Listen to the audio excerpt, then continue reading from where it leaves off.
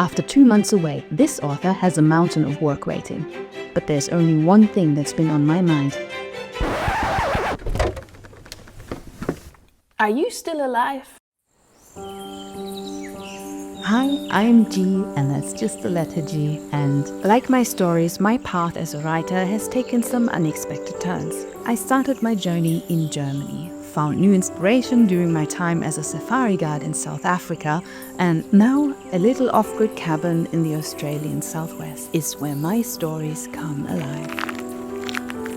After being away, this is how I find my way back. Bare feet on the earth. It's my ritual of returning, of reconnecting with country. I could lose myself in this moment forever, but sadly I cannot stay out here all day because inside the work is piling up. I love a good adventure, but there's something about coming home that just settles the soul. Even if it means tackling mountains of laundry.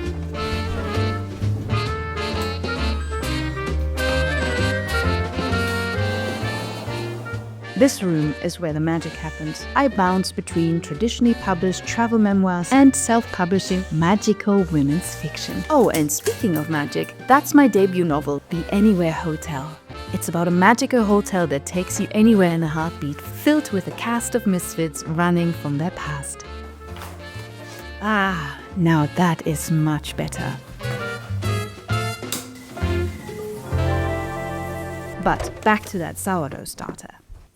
So this is Flora. I made her a year ago and she has been amazing and I really love the bread. But I have been away for 2 months. I've been traveling for 2 months and this is actually not what she looked like when I first came back. She had this really blackish liquid on top of her, about this much. And I poured all of that out. She still smells fine, so what I'm going to try and do now is resurrect her, wake her up again, and see if I can bake bread with her again. Wish me luck. So the recipe I follow is easy enough. I discarded about half of the starter, and now I'm gonna mix what I have left, equal parts with a nice bread flour, high protein bread flour, and water.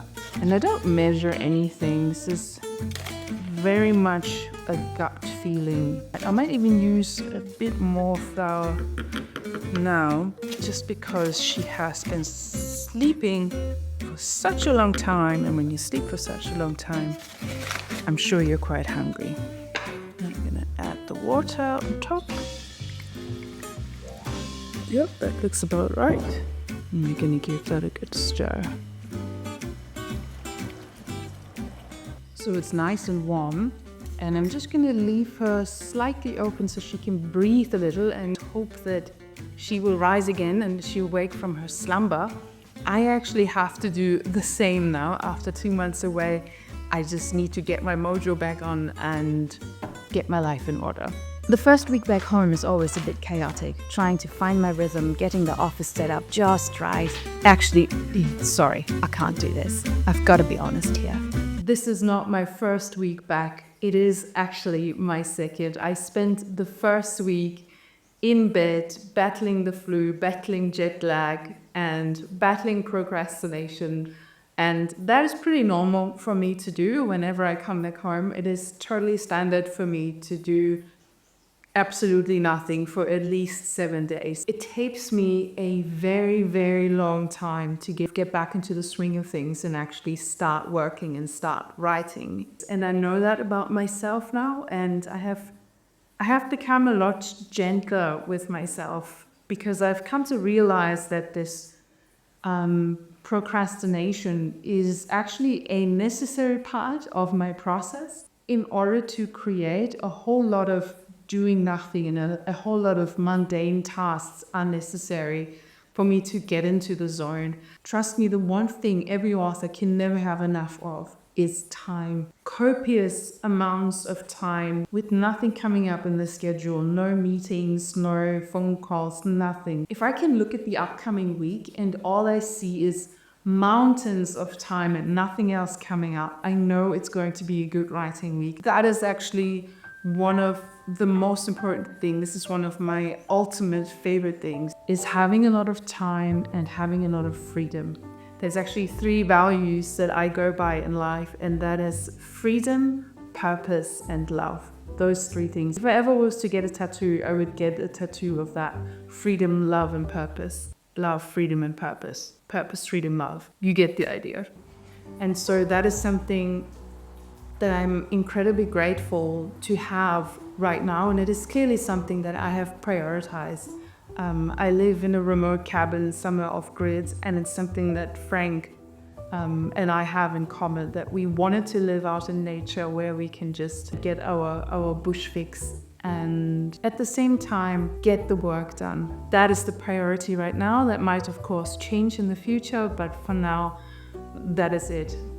Having said all that, I still really struggle to get back into the story that I'm currently working on. In 2024, I wrote the first book in a witchy urban fantasy trilogy. And I'm so excited about this story. But now I haven't been writing for about 2 months. The story is currently sleeping. It's asleep like the sourdough in the next room. So it's a story about 2 fiercely different twin witches who must bring down an ancient oligarchy in order to save Mother Nature and the roots of magic. Working title, Female Rage, the novel. The magical system is based on the balance of nature. And it's my personal commentary on how we as humans have lost our way ever since the witch hunts, ever since we've lost that connection with the natural world. And so it is very much rooted in the modern world. Topics that are so relevant for women right now.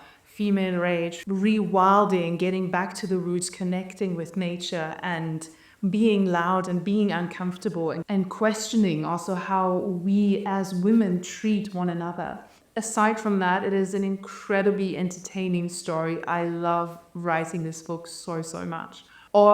I used to enjoy writing it a lot, but truth be told, I have not been working on the story for the last 2 months at all. And I do think that's a good thing. This is the first trilogy that I'm attempting, and I really feel like I need to let the story breathe. I would like to push book 2 and 3 in the trilogy as far along as I can before book 1 is going to be published, because I know how frustrating it is to start a series that's not finished yet. And so I want to give my readers as much reassurance as I can and just finish this story and really push.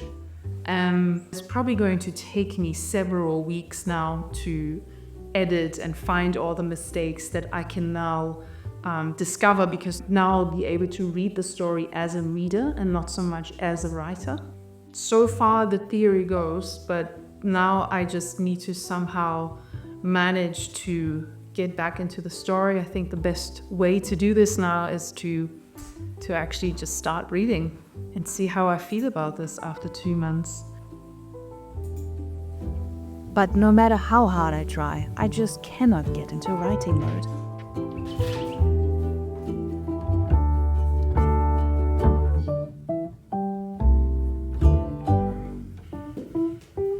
Luckily, out here, a welcome distraction is never far away. Hi.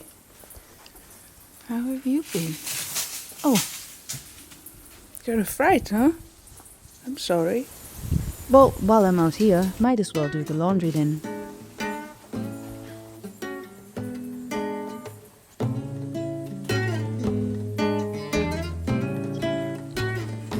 Okay, let's see how my girl is doing.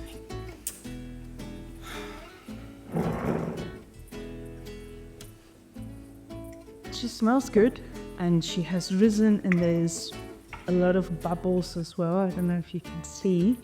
Yeah, and she looks very sort of stringy, which I'm very happy with.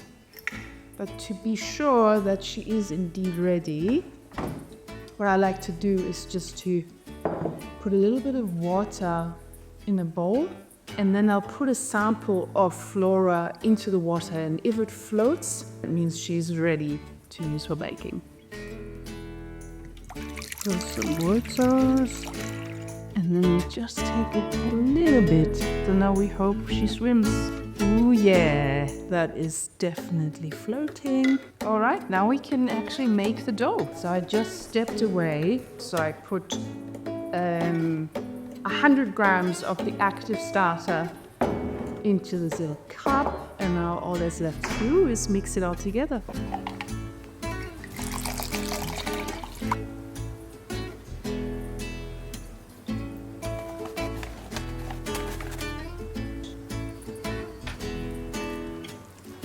So as always, I made quite a mess with it all.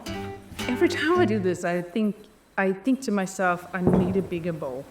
But regardless, I'm quite happy with the way the dough shaped out. It feels very normal. I'm just going to cover it now. Just let it sit like this, shaggy as it is. And then later on, we're going to do some stretchy folds.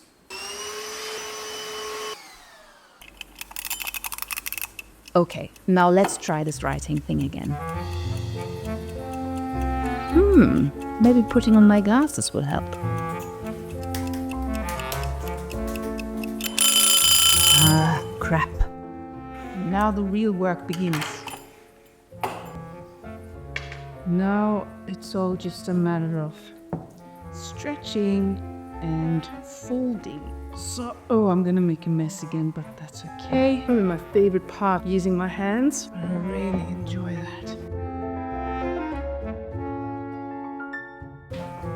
One thing I've realized about sourdough baking is that it actually goes really well along with writing, and that is because of this guy here. I write by a method called the Pomodoro method. That is actually why I bought this timer. Set the timer on 30 minutes, and then for 30 minutes, all you do is write. Cut out all distractions, and you just focus on that page that's in front of you, and then once the timer is up, you take a break. And so this goes really well along with the sourdough baking because of the 30-minute timer, right? I'll set the timer, I write for 30 minutes, then I check on my dough, and then I just rinse and repeat. But I am not really in the writing mode. What I will do while the timer goes is I'll actually just answer emails. Probably my least favorite thing to do, but there are quite a few. Not very creative, but it also needs to get done.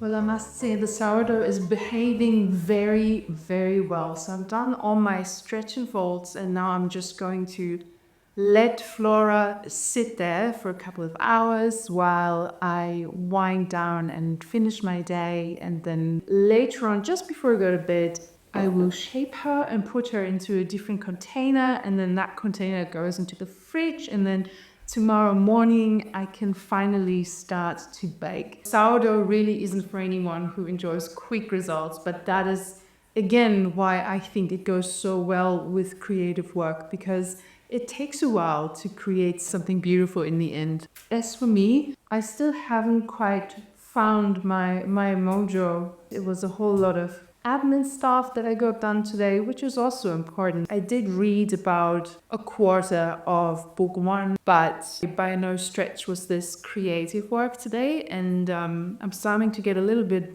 impatient with myself. But I think for now, I'm actually going to let it rest for today and pat myself on the back that I did get a lot of admin boring stuff done, and hopefully tomorrow I'll go. I'll take him out the lake so I meet you. Roger, this is a philanthropic organization. Tom and I think it has to be approached from the rear. Over. Down to the platform. Yes, we are.